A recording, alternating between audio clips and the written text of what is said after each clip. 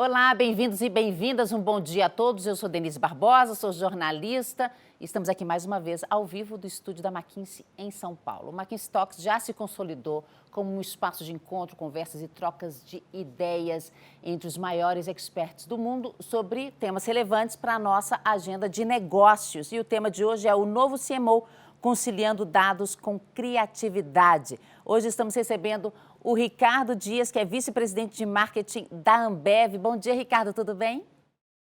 Bom dia, Denise. Um prazer estar aqui com vocês. O prazer é todo nosso. Tenho aqui ao meu lado o Marcelo Trípoli, que é sócio associado e especialista em digital da McKinsey em São Paulo. Tudo bem, Marcelo? Bom dia, Denise. Prazer estar com vocês também.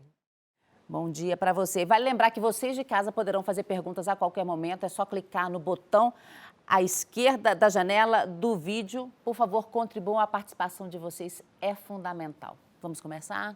Vamos lá, Marcelo. Bom dia a todos que estão ouvindo a gente nessa manhã fria aqui de São Paulo hoje, para quem está em São Paulo. Acho que está o Brasil inteiro nesse gelado, para aquecer a nossa conversa aqui, que é super interessante, discutindo um pouco essa conexão aí de dois mundos que sempre tiveram muito distantes, vieram de galáxias distantes, né? O mundo da tecnologia, o mundo dos dados, com o mundo da criatividade, do storytelling, do emocional. A gente vai debater esse assunto aqui hoje e eu vou começar, antes de ter o prazer aqui de falar com meu amigo Ricardinho, eu vou passar algumas páginas aqui para vocês, para falar um pouquinho sobre a visão da McKinsey sobre o tema, né? O que a gente tem visto dessa transformação enorme que tem acontecido aí na relação das marcas com os consumidores, especificamente aqui sobre as empresas de bens de consumo, né? Então, quando a gente olha um pouco o que aconteceu com as empresas de bens de consumo nos últimos anos, na última década, a gente observa que as empresas de bens de consumo têm crescido menos do que o PIB, globalmente falando, né? Especificamente, as grandes empresas de bens de consumo cresceram nesse período que a gente está vendo aqui na fotografia, 55% menos do que o PIB, né? E são vários motivos para que isso tenha acontecido. Não é só a questão da transformação digital, mas a transformação digital tem um peso muito grande. E se vocês analisarem, está muito conectado com o advento do smartphone, né? Então, a última década, entre 2010 e 2020, foi a grande explosão da adesão do celular, do smartphone, globalmente falando. Isso gerou uma mudança no comportamento das pessoas que levou a uma série de necessidade de revisão do go-to-marketing, da ida ao mercado, da construção de marca, da venda das empresas de bens de consumo, né? A gente olha aqui nessa próxima página um pouco do comportamento geracional, ou seja, como cada geração faz suas compras, né? Aqui especificamente a gente está olhando compras de supermercado como um exemplo, né? Então a gente vê aqui que quanto mais nova a geração, maior é a diversidade de canais e canais alternativos que essas pessoas usam para fazer suas compras de reposição, as suas compras de casa, né? Ou seja, o canal de distribuição sempre muito concentrado, muito focado em poucas empresas, que sempre existiu no mundo, sofreu uma disrupção muito grande na última década. Então a gente tem uma disrupção na mídia, no jeito de se comunicar, que saiu de poucos veículos e saiu do modelo concentrado de audiência para o modelo multifacetado de audiência, e o modelo de consumo, de compra de produtos, também passou pelo mesmo processo de fragmentação. Então, a maior fragmentação da questão da mídia com a fragmentação dos canais de compra levam aí uma necessidade de revisão na estratégia e na agenda de todo o CMO de uma empresa de bem de consumo, né? Olhando especificamente aqui para o nosso mercado brasileiro e especificamente falando um pouco da situação da pandemia, né, a McKinsey tem feito um tracking constante do comportamento dos brasileiros com relação a consumo durante a pandemia, né? E aqui a gente olha, esse gráfico aqui mostra para a gente dois eixos, um eixo vertical, que é consumo na loja, e um eixo horizontal, que é o consumo online, né? Especificamente, algumas categorias tiveram um crescimento altíssimo na intenção declarada do consumidor com relação ao uso do canal online. O que significa que muita gente que nunca tinha feito compra de supermercado pela internet antes da pandemia passou a fazer, principalmente porque os outros canais estavam fechados, por uma questão de necessidade. Então, criou-se um novo hábito a partir dos últimos 4, 5 meses, e a crença é que esse hábito vai ficar, ou seja, existe mais uma aceleração de mudança de comportamento. Então, isso se reflete, obviamente, no tráfego e no uso de aplicativos de aplicativos de delivery, de sites de e-commerce, de redes supermercadistas. Então, por qualquer ângulo que a gente olha, o que aconteceu no Brasil nos últimos meses foi um salto, provavelmente de 5 anos à frente, no padrão de consumo do brasileiro para categorias de food and beverage. Então, quando a gente pensa nisso, isso tem um impacto muito grande aí na vida de toda empresa de bem de consumo, porque pela primeira vez o canal digital ele é um canal relevante de transação para essa empresa de bem de consumo, e por ser relevante, uma série de possibilidades, como dados coletados de sellout, surgem para que a indústria tenha um pulso maior do que está acontecendo com quem está comprando o seu produto na ponta. Para terminar aqui, a gente ir para o papo, que eu acho que é a parte mais interessante, a McKinsey tem visto em transformações digitais de empresas de bens de consumo na área de marketing, 3 grandes recados, 3 grandes aprendizados que são muito importantes. A primeira é que esse novo momento exige novas habilidades, novo modelo operacional, novos skills, ou seja, você precisa ter dentro do time de marketing não só bons contadores de história, não só boas pessoas com leituras de insights do consumidor, mas também ter pessoas de dados, pessoas de tecnologia, É o famoso lado esquerdo e direito do cérebro trabalhando junto, uma coisa nova para quem trabalha com marketing. Ao mesmo tempo, você precisa de novos modelos operacionais. Não dá para você ter várias agências trabalhando de forma fragmentada, ou então você ter, por exemplo, uma série de profissionais e áreas e departamentos que não se falam. Então, acho que essa questão de novas habilidades é uma coisa super importante.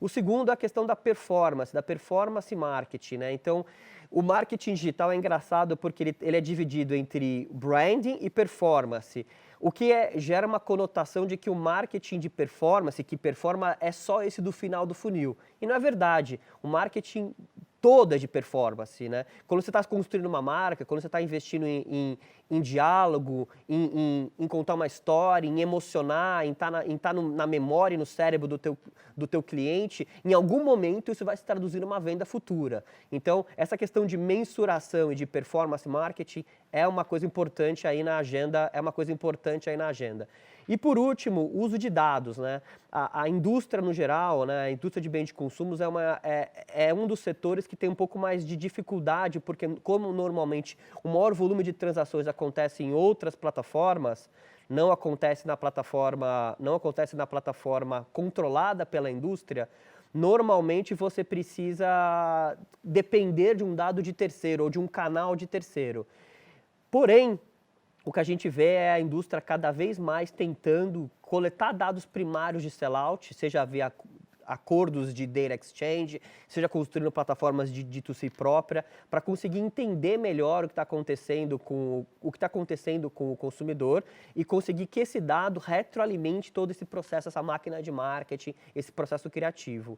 Então, aqui são alguns recados que a gente tem visto, Algumas coisas que a gente tem aprendido aí em transformações digitais de empresas de bens de consumo e que a gente queria trazer para vocês. E aí, então, agora eu queria colocar o Ricardo aqui, poder ouvir o Ricardinho, para contar um pouquinho para a gente como que isso tudo tem se refletido na Ambev, Eu vou começar com uma primeira pergunta, Ricardinho, que é uma pergunta que uma das minhas filhas pediu para eu fazer para você, Eu tenho gêmeas de 12 anos, e uma delas falou: ô papai, me fala uma coisa, por que sempre eu tenho que pagar um pedágio de ver uma propaganda chata antes de eu entrar no conteúdo que eu quero? Por que entre eu e o conteúdo que eu quero consumir, eu sou obrigado a ver uma propaganda chata, E essa geração nova, ela tem muita rejeição com essa propaganda interruptiva, Como que você, o gestor de marcas tão icônicas, tem feito para conseguir não ser o chato e ser o conteúdo que aquela pessoa, que o teu público quer ver? Bom, mais uma vez, Marcelo, obrigado pelo convite. É um prazer estar aqui com você, com a Denise, com a McKinsey, uma empresa que eu admiro bastante, que já nos ajudou muito, continua nos ajudando. Talvez eu deveria estar fazendo essa pergunta para vocês, porque aqui em casa eu tenho o mesmo problema. Eu tenho uma de 9 e uma de 6, e elas me acham chato, realmente, porque hoje a propaganda está interrompendo as pessoas e deixando de entretê-las. Agora, deixa eu te contar rapidamente a história da mídia, para você ver o que aconteceu nos últimos 60 anos, e aí a gente chega a essa conclusão de que a propaganda tem que mudar caso a gente queira continuar se comunicando de uma forma muito mais eficiente no futuro. Mas a mídia começou lá atrás como um deal, onde você dava você empresa de conteúdo, um canal de televisão dava o conteúdo para a pessoa e a pessoa te dava tempo. né? Ou seja, esse deal era muito justo. Você me dá conteúdo, eu te dou tempo. Até que veio a internet. Quando veio a internet, o consumidor, a consumidora, se tornou dono ou dona desse tempo. Logo, você tem a opção de não ser mais interrompido. E é por isso que eu volto a repetir que o futuro da publicidade é um futuro onde a gente deixa de interromper as pessoas e passa a entretê-las. Porque o tempo agora pertence a você e esse deal já não fecha mais, né? É igual aquele senador americano, né? Que perguntou para o Mark Zuckerberg como é que ele oferecia o serviço dele de graça, né? E ele falou, não, porque a gente tem publicidade. Ou seja, a gente vai ter que reinventar o modelo se a gente quiser continuar se comunicando com as pessoas. Não, faz todo sentido isso.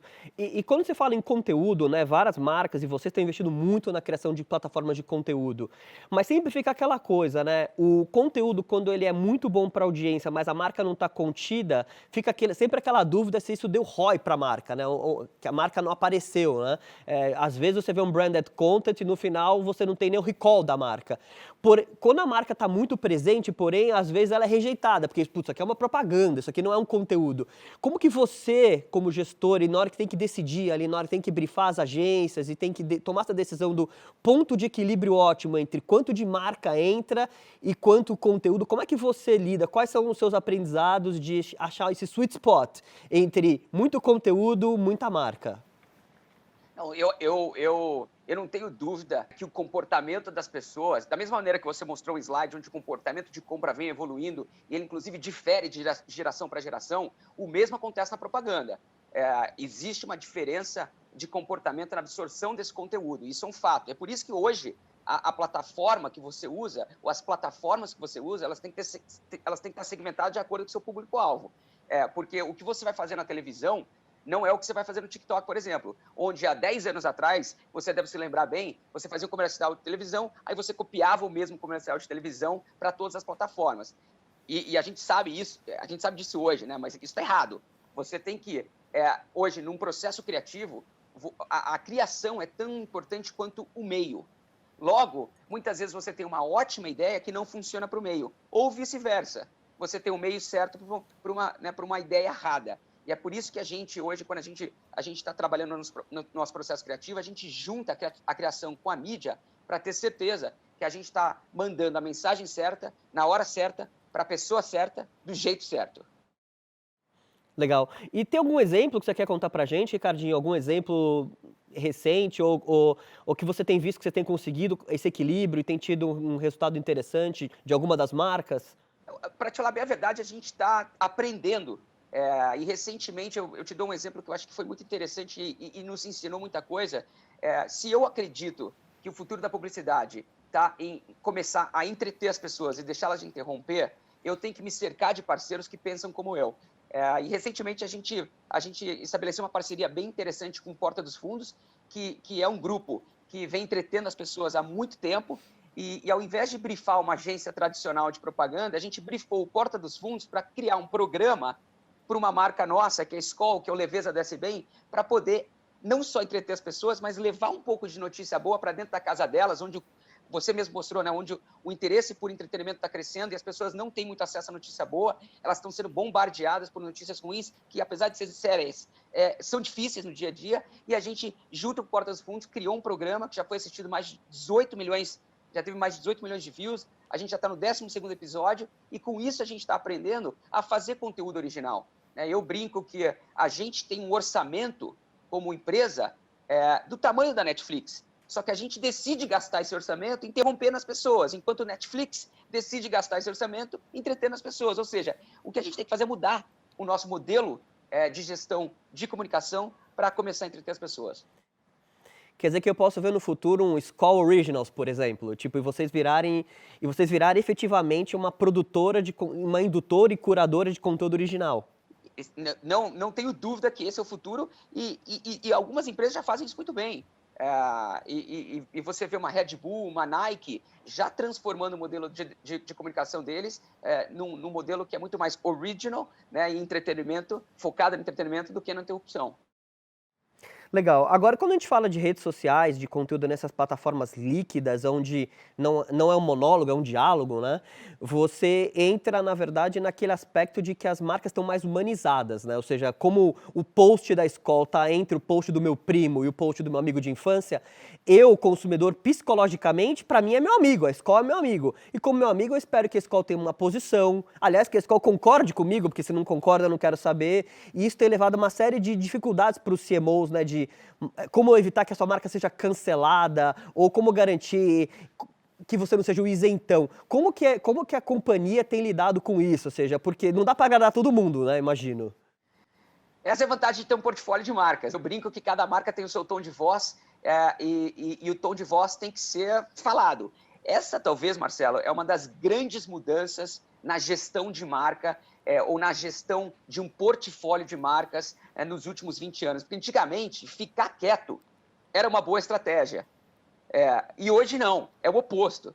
Ficar quieto é a pior estratégia. Então, eu não só acredito que uma marca, ela além de ter uma personalidade, ela tem um tom de voz, ela tem que expressar esse tom de voz, mas você tem que criar um grupo, e aí a gente pode falar um pouco dessa metodologia Lean, a formação de squads, como é que você usa o dado para se comunicar com as pessoas, mas eu sim acredito que uma marca tem que ter opinião, e desde que ela fale de acordo com o tom de voz dela, que representa a personalidade dessa marca, que entrega um propósito, não tem problema se você desagradar algumas pessoas.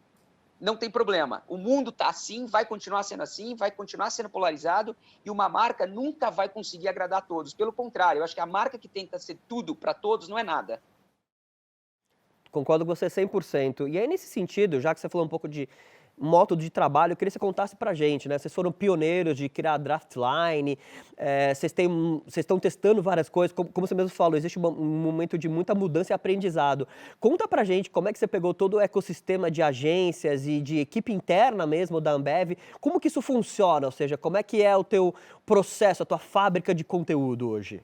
Em primeiro lugar, a colaboração no marketing nunca foi tão importante para o processo criativo.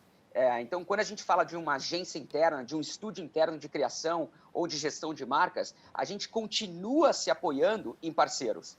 A nossa agência interna, Draftline, nesse caso, ela não veio para tentar roubar a oportunidade ou o trabalho das agências. Pelo contrário, ela veio adicionar, ela veio dar velocidade. É como se você instalasse um turbo no seu motor e não trocasse o carro.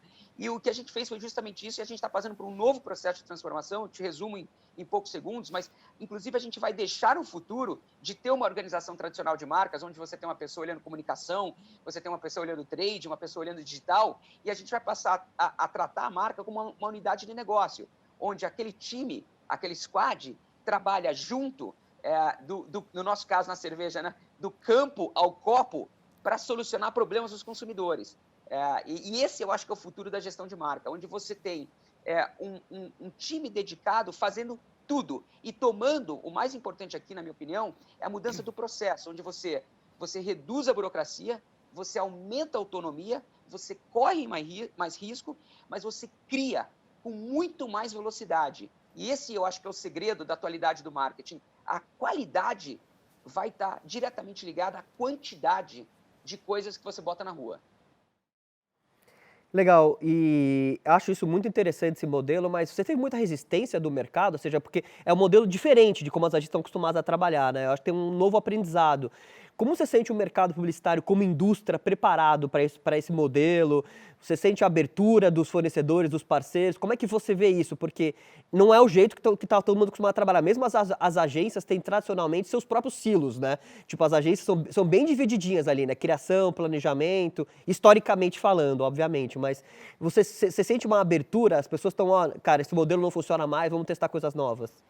Em primeiro lugar, eu já morei e trabalhei em 6 países ao redor do mundo, e uma coisa eu posso te garantir: não existe um país mais criativo que o Brasil no mundo.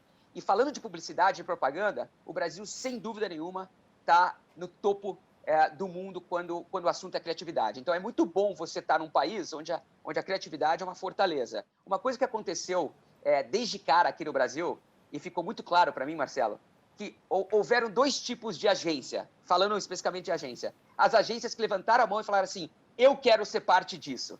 eu quero ser parte da draft line. Deixa eu colocar uma pessoa do meu time dentro do seu squad. Deixa eu ir lá visitar. Deixa eu aprender. E tiveram algumas agências que falaram, não, isso eu não quero. Não, não é assim que eu trabalho. Não, eu não quero ser parte disso. Isso foi muito bom, porque a gente viu exatamente, independentemente da agência ser boa ou ruim, a gente viu quem que eram as agências certas para estarem com a gente nessa próxima jornada. Legal, não, faz todo sentido, porque as pessoas têm normalmente uma dificuldade de mudar, né? As pessoas tendem a manter o status quo. Então não é fácil, você está acostumado a fazer durante muitos anos e de repente agora eu sei jogar basquete, agora o jogo é futebol. Mas eu sei jogar com a mão, agora é com o pé. É um processo que não é natural para o ser humano, mas é correr atrás do prejuízo, vamos dizer assim, já que o consumidor mudou. Né? E eu queria te perguntar uma E coisa. agora, Marcelo, deixa eu só complementar Claro. com uma coisa que eu acho importante para quem está nos ouvindo também. Não existe, eu não quero também aqui ficar... eu não sou um guru do marketing, eu não sou um futurista. O meu ponto é o seguinte, não existe, na minha opinião, um caminho certo ou errado. Existe um caminho melhor para a tua estratégia. Eu não acho Claro. que uma agência interna é a solução para todas as empresas. O que eu acredito é que, se você tiver uma estratégia onde você coloca o consumidor no centro, você acredita que dados são importantes para a gestão das suas marcas, você acredita no futuro da publicidade sendo entretenimento, eu acredito que esse caminho é melhor. Mas tem um monte de marca, um monte de empresa que não necessariamente precisa seguir esse caminho para chegar lá. Então, eu acho que o marketing também dessa década vai ser marcado por muitos acertos e erros. Mas não necessariamente a gente vai ter um one size fits all, uma solução que serve a todos. Concordo com você totalmente. E eu queria te perguntar uma coisa, com essa mudança toda no modo de trabalho, vocês também mudaram o modo de mensuração, ou seja, como é que você hoje, com toda essa multifacetade de conteúdos, várias plataformas, vários times, como é que é a questão de KPIs e como que a Ambev enxerga se o investimento nessa estrutura de conteúdo está dando resultado ou não para a companhia? Bom, vamos lá. Em primeiro lugar, eu acho que o marketing de hoje requer um pouco mais de coragem nos modelos tradicionais de mensuração de retorno de investimento, principalmente nesses modelos de mídia, MMM, etc. e tal. Até mesmo porque a gente continua, e muitas empresas, eu tenho certeza que muita gente que está nos ouvindo ainda continua falando de share of voice, que é um negócio extremamente arcaico, mas que muita gente dorme melhor com isso. Então, no marketing de hoje também, Marcelo, tem muita gente que faz algumas coisas porque quer dormir melhor e não necessariamente quer vender mais. Então, eu acho que falta muita coragem nesse mercado para você abandonar algumas métricas e falar assim, eu vou prestar atenção nisso. Por exemplo, o earned media, a mídia conquistada. Muitas empresas ainda não medem. E hoje, talvez, a mídia conquistada é mais importante do que qualquer mídia comprada, porque a mídia conquistada, dado que isso está, como você falou, está no feed dos seus amigos, né, das suas redes sociais, quando você conquista uma mídia, ela vale o dobro. Agora, o modelo tradicional de retorno no investimento talvez não vai pegar isso. É por isso que eu acho que é uma mistura do lado esquerdo e direito do cérebro. Você tem que ter coragem de apostar em algumas coisas, até mesmo porque eu te dou 10 exemplos de coisas que há 5 anos atrás o modelo não ia provar, mas que hoje a gente sabe que é óbvio.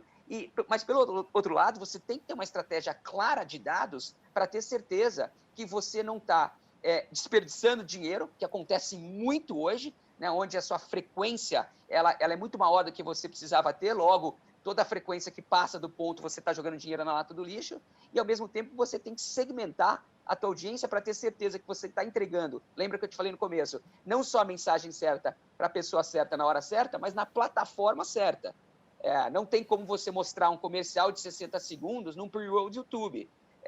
Ou não tem como você interromper uma pessoa que está no TikTok com uma mensagem de 2 minutos e assim por diante. Eu sei que parece óbvio, mas hoje, quando você olha o orçamento das empresas, falando de mídia mais especificamente, eu tenho certeza, a McKinsey com certeza vai causar um impacto gigante no mercado se vocês fizerem um negócio muito simples. Fala para as empresas colocarem cada real do orçamento delas na atenção do consumidor. E hoje você vê que a atenção do consumidor brasileiro já está 50% na mídia tradicional e 50% no digital, e a maioria das empresas não tem ainda seu orçamento 50% no digital. Aí eu te pergunto por quê? Porque falta coragem. Não, eu concordo com você. Eu acho que a mudança do consumidor é sempre mais rápida do que a mudança dos gestores, né? Tipo, acho que os gestores das marcas, normalmente, eles estão correndo atrás. Alguns correm mais rápido, outros correm mais lento, né? E esse gestor, ou essa gestora, ela tem uma vida fora da empresa, e o que mais me enlouquece é que ela ou ele sabe que o filho ou a filha estão no TikTok. Ela ou ele já não assistem mais, talvez, um programa de televisão tradicional. E, de novo, eu não sou contra a televisão continua sendo o melhor meio para você mandar uma mensagem para 200 milhões de pessoas rápido.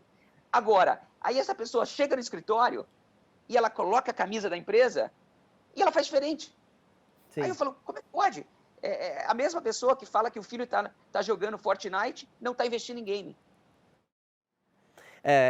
Essa é a primeira coisa que eu faço quando eu estou em reunião de board de cliente e começa a ser um pouco cético a conversa. Eu falo, mas quantos filhos você tem? Que idade vocês têm? Qual que é o consumo? Me conta um dia. Eu faço um mini persona ali de 5 minutos. Me conta um dia do teu filho. E aí depois a conversa acaba mudando porque realmente é isso. Eu concordo com você, tem uma desconexão entre a vida e as decisões do mundo corporativo, muitas vezes. Porque às vezes você está na inércia ali de fazer sempre a mesma coisa, né? Mas eu acho que empresas corajosas como a Ambev, profissionais corajosos como você, é quem está movendo um pouco essa roda e levando isso para outro caminho. E aí eu queria te fazer uma pergunta.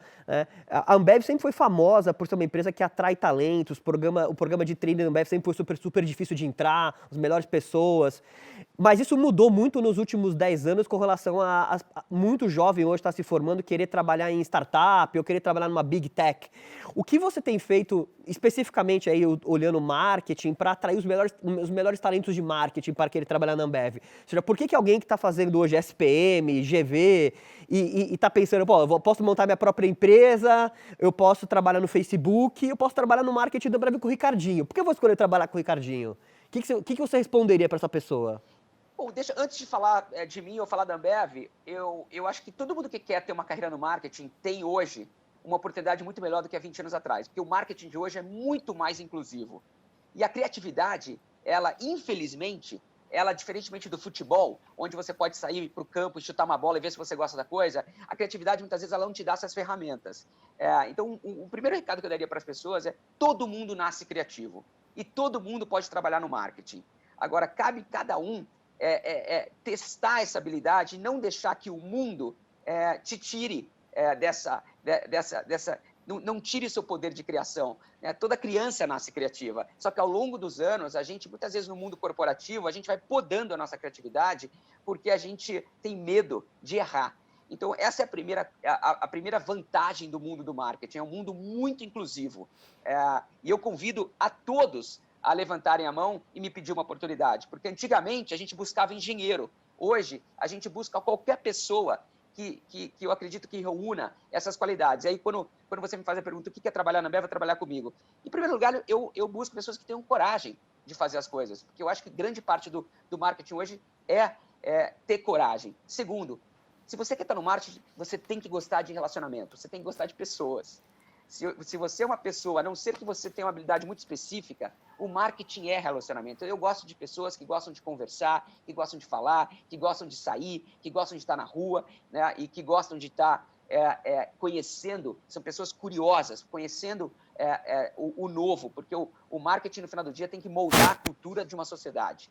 Em terceiro lugar, eu acredito que essas pessoas elas têm que ter ousadia para transformar isso em realidade. Então, quando você compara a gente com qualquer outra empresa, eu acho que a vantagem de uma Ambev e a vantagem da categoria de cerveja é que você pode efetivamente transformar sua criação em ação, em realidade. E você pode tocar a vida das pessoas. Você pode criar experiências inovadoras que façam a diferença na vida de uma pessoa. Isso é muito gratificante, você poder transformar isso em resultado. E é por isso que eu sigo acreditando que não só a Ambev, mas a categoria que a gente está é uma das mais empolgantes do nosso mercado.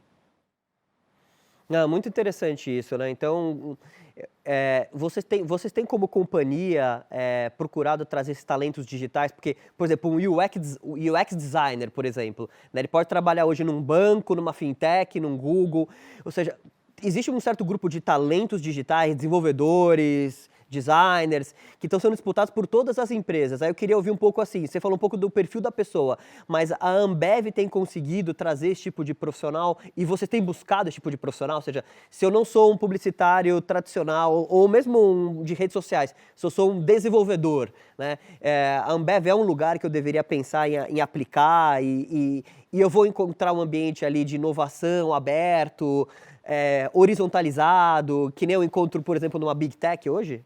Eu acho que a coisa mais importante, antes de você decidir onde você vai trabalhar, é a cultura dessa empresa. Independentemente do produto, eu acho que antes do produto vem a cultura. E a boa notícia é que a Ambev tem uma cultura de risco, tem uma cultura de dono, tem uma cultura que deixa as pessoas realmente transformarem o potencial delas em realidade. Além de ser uma grande empresa com uma grande escala, uma grande startup, numa indústria também que é extremamente dinâmica. Agora, o marketing de hoje, diferentemente do passado, a grande mudança é essa. Quando você precisa ter, usando uma analogia do esporte novamente, antigamente a gente contratava um monte de Messi, um monte de Neymar, um monte de LeBron James. Hoje não. Hoje, se eu botar o Neymar no gol, eu vou perder. Ah, mas é o Neymar. Mas ele não joga no gol. Então, o brilhantismo do marketing de hoje é que você vai ter que reunir um time muito melhor. E você vai ter que depender menos desse talento individual. E você tem que ter certeza que você vai ter o talento no lugar certo. Então, quando a gente fala de um squad de marketing, eu sim acredito no que você falou. A gente vai ter que trazer competências diferentes para dentro desse time, porque caso contrário a gente não vai conseguir se comunicar com as pessoas. E eu vou mais além. Uma das heranças positivas que a gente vai ter dessa pandemia que a gente está vivendo, eu acredito que o trabalho híbrido, ou o trabalho mais de home office, vai fazer com que as pessoas comecem a monetizar o tempo delas de uma outra forma. Então, eu vejo o futuro do marketing onde eu, além de Draftline, eu vou ter uma agência virtual, uma agência remota, e eu vou começar a colocar brief no mercado para quem quiser. E aí, talvez você, um programador de experiências no interior do Piauí, vai poder me mandar uma ideia e vai poder me ajudar a solucionar um problema sentado no quarto da tua casa, onde há 5 anos atrás, ou há 5 meses atrás, talvez, isso não era possível. Isso que eu ia te perguntar, o que mudou para vocês, né, esse modelo, a pandemia, vocês tiveram que mudar o modelo operacional para trabalhar em casa. Como é que qual o balanço que você faz desse modelo onde você não está mais com as agências ali te visitando, fazendo pitch de ideia, te fazendo apresentações presencial, todo mundo na sala, né? Tem sempre uma coisa caricata do CMO ali no canto da mesa, entra, tem 200 pessoas na sala ali, aí tem o roteiro, aí o cara vai e encena ali o roteiro ali do filme na tua frente. Você tá rindo porque sabe como é que esse é bem emblemático. Como é que é hoje isso por Zoom, né? Por Teams, por qualquer ferramenta digital? A boa notícia é que se o Don Draper do Mad Men tivesse vivo hoje, ele seria um péssimo publicitário, na minha opinião, porque o marketing mudou. Eu não acho que o marketing... Eu mesmo já não aprovo mais roteiro. Primeiro que eu não sou Spielberg, depois porque tem gente muito melhor para fazer isso do que eu. Eu quero estar na reunião que a gente vai falar de ideias, que a gente vai transformar em sites baseados em tensões culturais e verdades humanas numa estratégia. Essas são as reuniões que eu quero estar. E aí você tem que confiar no teu time, você tem que confiar nas pessoas, empoderar não só o teu time, bem como as agências, para testar. Eu acho que a gente fala muito de cultura de risco, só que a gente não admite o erro. Então, essa é a primeira mudança que eu acredito que a gente tem que fazer no marketing. Agora, o processo que você falou realmente acontece e ele é válido. E eu acredito que o marketing perde se a gente ficar 100% remoto. Eu não acredito no mundo 100% remoto, mas eu acredito sim que esse modelo híbrido trouxe muita coisa boa para a mesa. Eu acabei de dar o exemplo desse trabalho freelance, que eu acho que vai acontecer com mais frequência no marketing, mas eu vou te dar um outro exemplo, que é a criatividade. Como a gente teve um modelo de gestão durante a pandemia, que era muito mais restrito do ponto de vista de orçamento, a gente começou a premiar somente as melhores ideias. E essa é uma dica que eu deixo para as pessoas. Olhe seu orçamento para o ano que vem e faça 2 coisas. A primeira, deixe esse orçamento mais flexível. E eu vejo muita empresa começando o ano com um orçamento muito amarrado, um orçamento muito comprometido. E é óbvio que é impossível você ter 100% do seu orçamento liberado no começo do ano. Mas se você começa o ano já com 90%, 80% do seu orçamento comprometido, você vai ter muito pouca flexibilidade ao longo do ano para fazer coisa diferente. E essa pandemia mostrou que a gente pode fazer diferente, né? Não teve nenhuma empresa que não teve que refazer o orçamento durante essa pandemia. E a segunda coisa que a gente aprendeu na pandemia é que quando você tem menos dinheiro, e você tem que ser mais rápido, você começa a premiar as melhores ideias. E você deixa de operar em silos e fazer o que é o certo para uma marca versus a outra. E você acaba priorizando o consumidor. O álcool gel que a Ambev fez é um exemplo. Não é uma ação de uma marca. É a ação de uma empresa que falou assim, agora eu preciso proteger o meu maior bem, que são os meus consumidores. Então, vamos fazer álcool gel. Só que a gente não sabia fazer álcool gel. E a gente falou assim, como é que faz álcool gel? A gente foi lá e aprendeu a fazer álcool gel e fez álcool gel. Se eu tivesse um orçamento tradicional, eu não teria feito, porque eu não tinha uma linha lá falando álcool gel.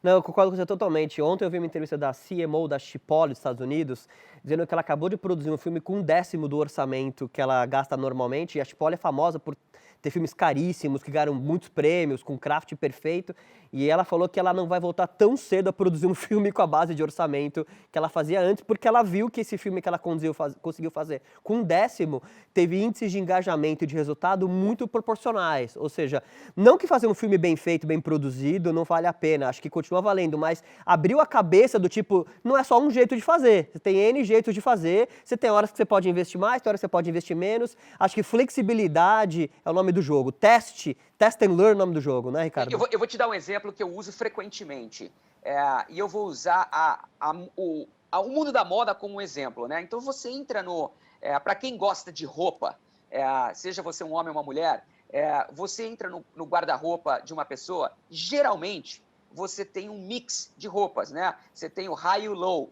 você tem um pouco de Gucci e um pouco de Zara, você tem um pouco de Prada e um pouco de H&M. Por quê? Porque essa é a diferença também do mundo do marketing. Você vai precisar... Eu brinco que Gucci e Prada é o seu comercial de televisão de 60 segundos, é uma série, é um Originals, como você falou. E aí você vai ter um monte de peça que é o TikTok, que é o Stories no Instagram, e assim por diante, que o craft é completamente diferente.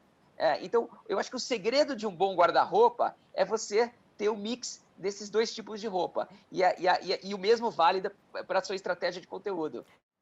É uma ótima analogia. Eu vou pedir a ajuda da Denise aqui para falar um pouquinho para a gente aí o que a nossa audiência, o que o nosso público está querendo saber do Ricardinho aqui, já que a gente está na reta final aí. Quais são os segredos que eles querem que o Ricardinho revele aqui? Já chegaram aqui algumas perguntas da audiência. Nossa, tá super legal, tá assim, dos melhores que eu já vi aqui do McKinsey Talks. Impressionante a quantidade de conhecimento que está trazendo para a gente. Eu tenho aqui algumas perguntas, sim, da audiência. Ricardo, olha... Primeira pergunta, quais são as 5 características ou skills necessários para ser um CMO no mundo atual? Eu toquei em várias delas durante a minha apresentação aqui, mas se eu tivesse que resumir em 5, eu falaria coragem, curiosidade, ousadia, relacionamento e uma mentalidade inclusiva. Eu acho que, de novo, a inclusão e a diversidade no marketing nunca foi tão importante como é hoje. E acho que mesmo que ele não venha naturalmente, mesmo que a gente tenha que se forçar um pouquinho, que a gente tenha que se preocupar um pouquinho, acho que super vale a pena. Eu notei isso quando você fala, às vezes, no feminino e no masculino. É aquela coisa da gente treinar, vai treinar até virar uma coisa natural. Sensacional. Amei sua resposta, Ricardo.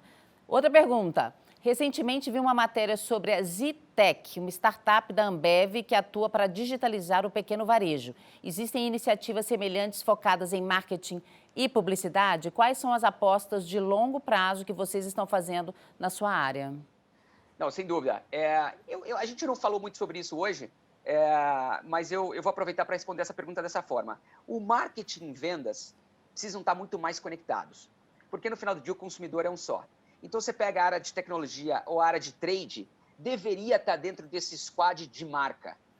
E aí eu acho que o futuro do marketing, ele não é só, e como o Marcelo falou, não é só contar a história, é ter certeza que essa história está sendo traduzida em vendas. Então, a Ztech, muitas vezes, ela funciona como esse nosso braço para disruptar a nave-mãe.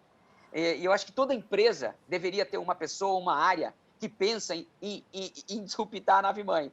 Porque é muito melhor você se disruptar do que alguém ser disruptado, né? Então, eu gosto muito de pensar em como eu posso me atrapalhar no meu dia a dia, porque eu acho que o nosso desafio tá nessa periferia do mercado e não no nosso dia a dia. Ótimo. Deixa eu ver aqui a próxima. Existe uma grande discussão sobre segurança de dados nas plataformas online. Qual é, na sua opinião, a linha ética que marca o que poderia ser visto como invasão de privacidade? Em primeiro lugar, de novo, o Marcelo falou um pouco dessa diferença de comportamento entre as gerações. Eu acho que essa resposta não é uma resposta única, eu acho que depende muito, né? Se você perguntar para minhas filhas, para as filhas do Marcelo, elas provavelmente vão estar muito mais abertas a compartilhar os dados dela em troca de alguma coisa. Lembra que eu falei no começo do nosso papo aqui que a mídia começou como uma troca, né? Você me dá conteúdo, eu te dou tempo. Os dados, na minha opinião, vão ter a mesma influência no comportamento das pessoas. Se eu te der benefícios, você vai me dar dados. E o dado, muita gente, Marcelo, você não acabou não me perguntando muito sobre dados, e eu sei que é uma coisa que a McKinsey faz muito bem, muito melhor do que a Ambev, é por isso que muitas vezes a gente pede ajuda de vocês, mas eu encontrei uma maneira fácil de explicar a importância dos dados na vida de uma empresa. O dado é como você sair para jantar com alguém pela primeira vez, né? Você vai sair para conhecer alguém e você faz o que com essa pessoa? Você troca dados. E esses dados, eles vão ser interpretados, eles vão ser usados e esses dados vão gerar um segundo encontro ou não. E esse dado, no final do dia, o que ele entrega para uma pessoa ou para uma marca? Intimidade.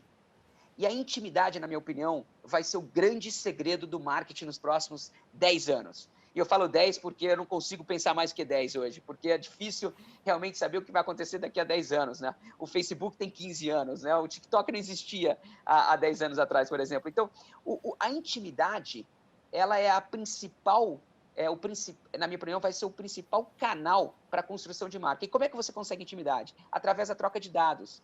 Então, se você não tem uma estratégia de dados, você não está construindo intimidade com seus consumidores e consumidoras. E se você não tem intimidade, você é irrelevante. E é por isso que eu acho que quando eu falo da periferia da Ambev, se você me perguntar qual que é o maior competidor da Ambev, eu acredito que amanhã quem vai nos disruptar não vai ser a minha concorrente de cervejas, vai ser as lojas americanas, vai ser a Magazine Luiza, vai ser o Mercado Livre. Por quê? Eles têm intimidade com os consumidores. Incrível. Ricardo, essa próxima pergunta que você já falou um pouquinho, que é o negócio do álcool gel, mas eu vou te passar a pergunta, de repente você tem outros dados para nos passar, para a gente criar intimidade. Vamos lá. Quais as principais ações de impacto social que a Ambev tem feito para ajudar no combate à pandemia do Covid-19? A gente tem feito muita coisa, e, de novo, eu vou mencionar algumas delas, mas a premissa é a mesma. A Ambev é uma empresa que é brasileira, e que vai muito além dos seus rótulos de cerveja e de bebidas como um todo.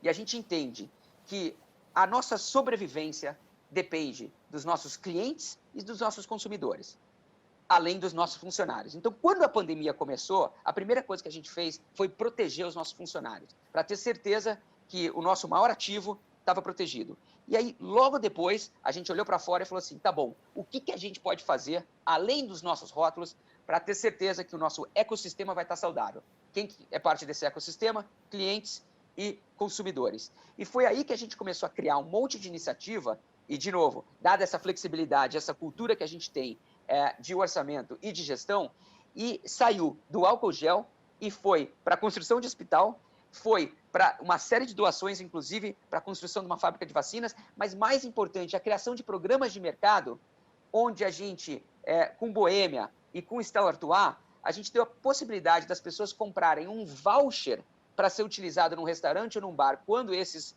voltarem a operar, que geralmente a gente dobrava o valor desse voucher. A gente tinha uma série de critérios ali de preço, mas, em resumo, você vai lá, compra um voucher de R$50 e quando o seu restaurante favorito na sua cidade abrir, você tem um crédito de 100. Só que a gente, no meio tempo, adiantou esse dinheiro para esses estabelecimentos para eles poderem sobreviver de portas fechadas. E, de novo, isso é custo. Só que, ao mesmo tempo, eu tenho certeza que daqui a 3 anos você vai olhar para trás e você vai ver que essa ação foi talvez o melhor investimento de marca que a gente já fez na nossa história.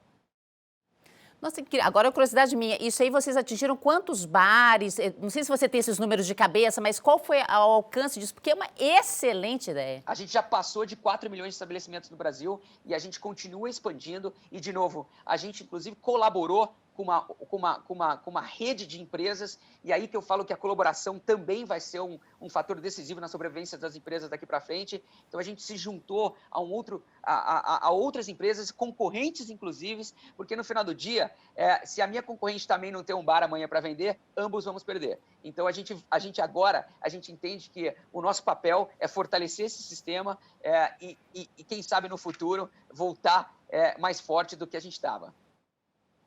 Nossa, que maravilha. Ricardo, muitíssimo obrigado pela sua companhia, por tudo que você falou, foi super uma aula aqui. Marcelo, queria te passar a palavra, caso você queira dar um recadinho final antes da gente encerrar. Não, eu queria agradecer o Ricardinho aqui pelo tempo dele, pela generosidade de compartilhar com a gente, dizer que o mercado brasileiro aí precisa de mais Ricardinhos no marketing das empresas para que a gente consiga sair do marketing do século XX e partir para o marketing do século XXI, que é o que a gente acabou de falar aqui. Obrigado, Ricardinho. Foi um prazer mais uma vez, obrigado e pode contar comigo. E eu fico muito feliz que os nossos rapazes de marketing aqui tenham só filhas mulheres, porque a gente vai mudando a cabeça. Eu, como boa feminista, tenho que falar o meu recadinho aqui no final. Obrigada, Marcelo, Ricardo. Obrigada aí às meninas, as filhas que ajudam vocês a entender esse mundo feminino e esse mundo do futuro. Então, eu queria também agradecer muito a você de casa, que ficou aqui com a gente os últimos 45 minutos. E dar um recado sobre a sessão da próxima semana. Excepcionalmente, na semana que vem, nossa sessão vai ser na quinta-feira e não na sexta, como normalmente a gente faz. Então, vai ser na quinta-feira, dia 27 de agosto, às 8h30, e o tema vai ser o novo marco do saneamento, lições internacionais e oportunidades para o Brasil. Mais informações, e para você conhecer a nossa agenda completa, acesse o mckinseytalks.com. Lá vocês também podem assistir aos episódios anteriores. Esse aqui de hoje vai estar disponível na segunda-feira. E para quem gosta de podcast, o nosso áudio também vai para o Spotify. Então é isso, gente. Um abraço a todos, obrigada e bom fim de semana.